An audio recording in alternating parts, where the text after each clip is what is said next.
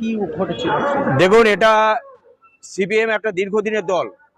তাদের এটুকু বোঝা উচিত, আমরা আশা করি তাদের এই গণতান্ত্রিক অধিকার যেমন আছে আন্দোলন করার, প্রতিবাদ করার, এটা আমরা মানি। সংসদীয় গণতন্ত্রের রীতি অনুযায়ী তারা গণতান্ত্রিক পদ্ধতিতে আন্দোলন করতে পারেন।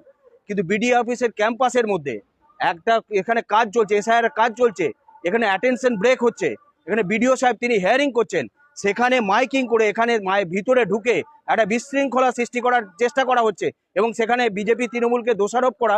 সেটা বিজেপি তৃণমূল কারা বিজেপি আর কারা সিপিএম এটা বাংলার মানুষ খুব ভালো করে বুঝছে। আর সেই জায়গাতে দাঁড়িয়ে একটা শান্তিপূর্ণভাবে যেখানে এসআইআর প্রক্রিয়া শেষ হতে যাচ্ছে, শেষের দিকে, সেখানে এই কাজটা এদের সইছে না।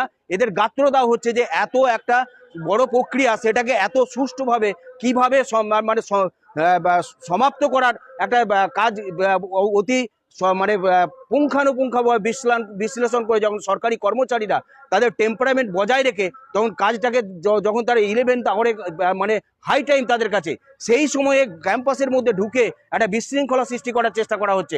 আমি ছিলাম না, আমি এখানে এসে দেখি, আমি নিজে ঢুকতে পারছি না। আরে বিডিও অফিসের ক্যাম্পাসে যেখানে এসআইআর এর লোকজনদেরকে তাকে একজন একজন করে মানে চেক করে ঢোকানো হচ্ছে, এখানে কিভাবে তারা এতগুলো মানুষ এখানে এসে ঢুকে গেল, এটা আমার কাছে বড় অবাক বিস্ময়ের কথা। এই সিপিএম এর আগেও অনেক ডেপুটেশন দিয়েছে, সেটা তারা গেটের বাইরে অবস্থান করেছে, গেটের বাইরে থেকে তারা 2-4 জন এসে তাদের ডেপুটেশন তারা দিয়েছে। কিন্তু আজকে দেখলাম তারা সকলে মিলে মাইকিং করে এখানে যেন তারা একটা মিছিল করছে, মাইকিং করছে, তারা এখানে একটা পথসভা করছে। এটা কি পথসভা করার জায়গা বিডিও অফিসের ক্যাম্পাসটা? এই কারণে আজকে আমি কিন্তু বিডিও সাহেবকে বা আমি ওসি সাহেবকে বলেছি, ওদের গণতান্ত্রিক পদ্ধতিতে ওরা গণতান্ত্রিক অধিকার আছে, ওরা আন্দোলন করতে পারে, ওরা মিছিল করতে পারে, ওরা বক্তব্য রাখতে পারে, কিন্তু বিডিও অফিস ক্যাম্পাসের মধ্যে কেন? এটা তো আমরা বরদাস্ত করব না, এটা কেউই বরদাস্ত করবে না, কারণ এটা একটা অসংসদীয় রীতি।